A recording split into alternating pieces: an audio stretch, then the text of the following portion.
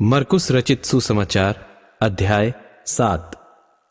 तब फरीसी और कई एक शास्त्री जो यरूशलेम से आए थे उसके पास इकट्ठे हुए और उन्होंने उसके कई एक चेलों को अशुद्ध अर्थात बिना हाथ धोए रोटी खाते देखा, क्योंकि फरीसी और सब यहूदी पुरनियों की रीति पर चलते हैं और जब तक भली भांति हाथ नहीं धो लेते तब तक नहीं खाते, और बाजार से आकर जब तक स्नान नहीं कर लेते तब तक नहीं खाते। और बहुत सी और बातें हैं जो उनके पास मानने के लिए पहुंचाई गई हैं, जैसे कटोरों और लोटों और तांबे के बर्तनों को धोना मांजना। इसलिए उन फरीसियों और शास्त्रियों ने उससे पूछा कि तेरे चेले क्यों पुरनियों की रीति पर नहीं चलते और बिना हाथ धोए रोटी खाते हैं। उसने उनसे कहा कि यशायाह ने तुम कपटियों के विषय में बहुत ठीक भविष्यवाणी की, जैसा लिखा है कि ये लोग होठों से तो मेरा आदर करते हैं पर उनका मन मुझसे दूर रहता है, और ये व्यर्थ मेरी उपासना करते हैं, क्योंकि मनुष्य की आज्ञाओं को धर्मोपदेश करके सिखाते हैं। क्योंकि तुम परमेश्वर की आज्ञा को टालकर मनुष्यों की रीतियों को मानते हो। और उसने उनसे कहा, तुम अपनी रीतियों को मानने के लिए परमेश्वर की आज्ञा कैसी अच्छी तरह टाल देते हो।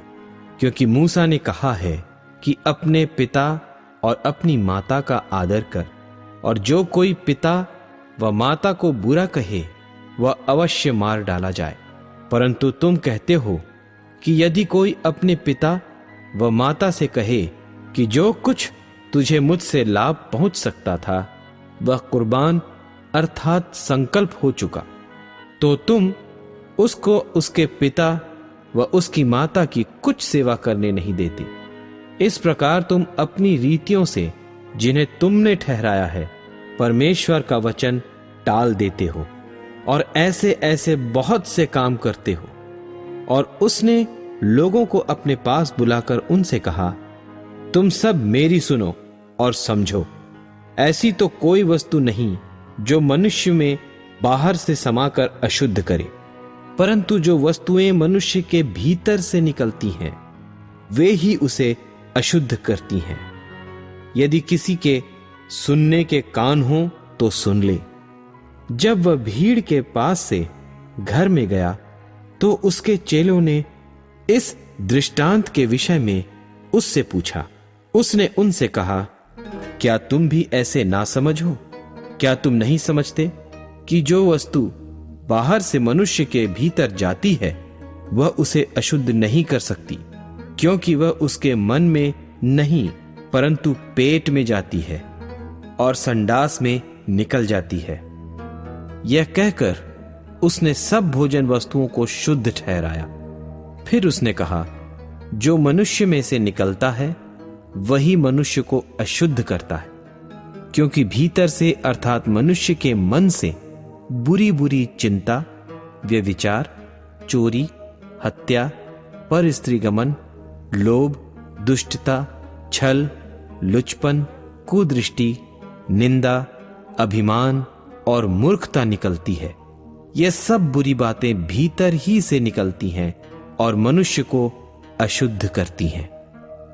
फिर वह वहां से उठकर सूर और सैदा के देशों में आया और एक घर में गया और चाहता था कि कोई न जाने, परंतु वह छिप न सका। और तुरंत एक स्त्री जिसकी छोटी बेटी में अशुद्ध आत्मा थी उसकी चर्चा सुनकर आई और उसके पांव पर गिरी। यह यूनानी और सरूफिनी की जाति की थी, और उसने उनसे विनती की कि मेरी बेटी में से दुष्ट आत्मा निकाल ले। उसने उससे कहा, पहले लड़कों को तृप्त होने दे, क्योंकि लड़कों की रोटी लेकर कुत्तों के आगे डालना उचित नहीं है। उसने उसको उत्तर दिया कि सच है प्रभु, तो भी कुत्ते भी तो मेज के नीचे बालकों की रोटी का चूर चार खा लेते हैं। उसने उससे कहा, इस बात के कारण चली जा, दुष्ट आत्मा तेरी बेटी में से निकल गई है। और उसने अपने घर आकर देखा कि लड़की खाट पर पड़ी है और दुष्टात्मा निकल गई है।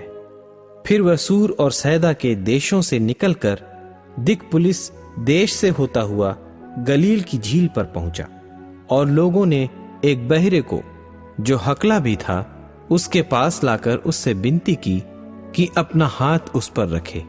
तब वह उसको भीड़ से अलग ले गया और अपनी उंगलियां उसके कानों में डाली और थूक कर उसकी जीभ को छुआ, और स्वर्ग की ओर देखकर आह भरी और उससे कहा, इफ्फतह, अर्थात खुल जा।